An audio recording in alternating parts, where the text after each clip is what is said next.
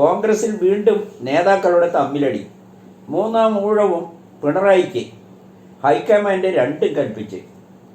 വിവാദങ്ങൾക്കൊടുവിൽ KPCC president സ്ഥാനത്ത് നിന്ന് K സുധാകരനെ മാറ്റി സണ്ണി ജോസഫിനെ ആ സ്ഥാനത്തേക്ക് കൊണ്ടുവരാൻ ഹൈക്കമാൻഡ് ഏറെ ബുദ്ധിമുട്ടേണ്ടി വന്നതായി അറിയുന്നു. കേരളത്തിലെ താപ്പാന നേതാക്കളുടെ അധികാരമോഹത്തിനിടയിൽ മനം മടുത്ത് ഹൈക്കമാൻഡ് 3 യുവാക്കളെ നേതൃസ്ഥാനത്ത് ഇരുത്തി ചുട്ട മറുപടി നൽകി എന്ന് വേണമെങ്കിൽ പറയാം.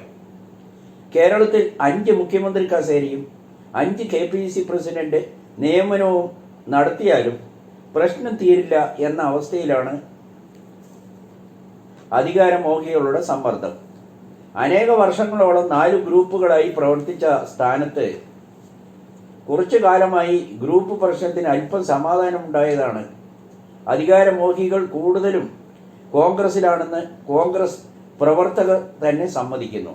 സംഘടനാ നേതൃസ്ഥാനങ്ങൾ MLA, MP, മന്ത്രി, കേന്ദ്രമന്ത്രി ജീവിതത്തിലെ കൂടുതൽ കാലവും അധികാര സ്ഥാനങ്ങൾ അലങ്കരിച്ച് സ്ഥാനം ഇല്ലാതാകും ഗതികെട്ടാലും പാർട്ടി മാറി ഡൽഹിയിൽ ഇരിക്കുന്ന പഴയ കോൺഗ്രസ് നേതാക്കൾ ഉദാഹരണമായി പ്രവർത്തകർ ചൂണ്ടിക്കാട്ടുന്നു.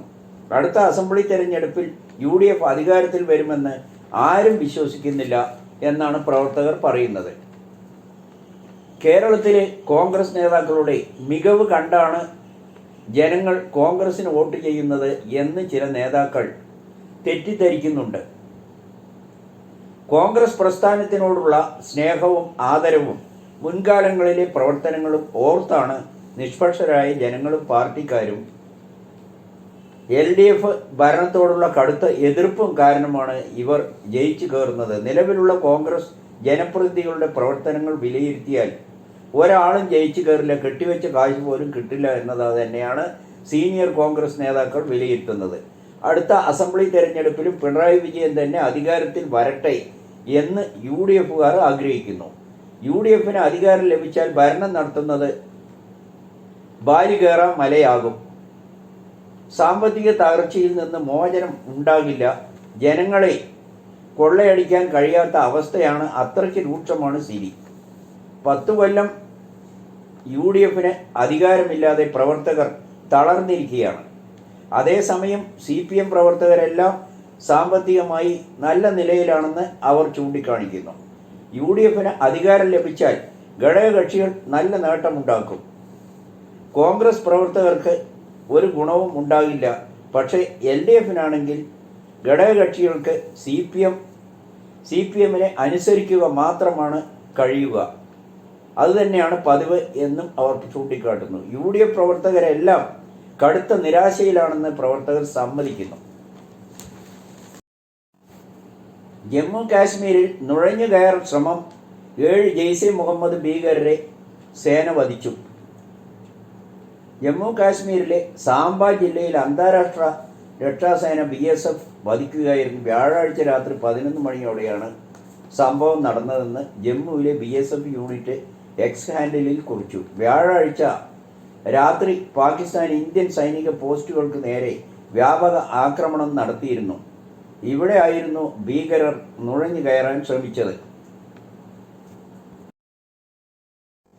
INS വിക്രാന്തിന്റെ ആക്രമണം പാക് പ്രധാനമന്ത്രി വസതിയിൽ നിന്ന് മാറ്റി. അസീം മുനീറിന് ചലനമുണ്ടാകും. പാകിസ്ഥാന് കനത്ത തിരിച്ചടി നൽകി ഇന്ത്യൻ നാവികസേനയുടെ ആക്രമണം തുടങ്ങി. കറാച്ചി തുറമുഖത്ത് കനത്ത നാശമാണ് ഉണ്ടാക്കിയിട്ടുള്ളത്. 1971 ശേഷം ആദ്യമായാണ് കറാച്ചിയിൽ ഇന്ത്യൻ നാവികസേന ആക്രമണം നടത്തുന്നത്. പാകിസ്ഥാൻ തലസ്ഥാനമായ ഇസ്ലാമാബാദ്, ലാഹോർ, കറാച്ചി, പെഷവാർ, സിയാൽകോട്ട് തുടങ്ങിയ 12 ഇടങ്ങളിൽ ഇന്ത്യയുടെ കനത്ത ആക്രമണം തുടരുകയാണ്. പാക് പ്രധാനമന്ത്രി ഷഹബാസ് ഷെരീഫിന്റെ വസതിയിൽ നിന്നും 20 കിലോമീറ്റർ അകലെ വൻ സ്ഫോടനം ഉണ്ടായിരുന്നു. തുടർന്നാണ് പ്രധാനമന്ത്രി സ്ഥലം വിട്ടത്.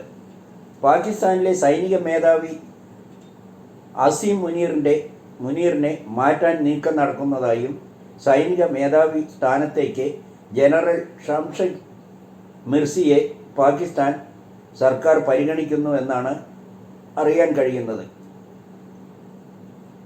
വ്യക്തിപരമായ നേട്ടങ്ങൾക്കായി അസീം മുനീർ രാജ്യരക്ഷയെ കുരുതി കൊടുത്തുവെന്നും പാകിസ്ഥാൻകാർ പറയുന്നു. അമേരിക്കൻ നിലപാട് വ്യക്തമാക്കി. ഇത് ഞങ്ങളുടെ വിഷയമല്ല, രണ്ട് രാജ്യത്തോടും ആയുധം താഴെ വയ്ക്കാൻ പറയാൻ കഴിയില്ല. US vice president JD vans.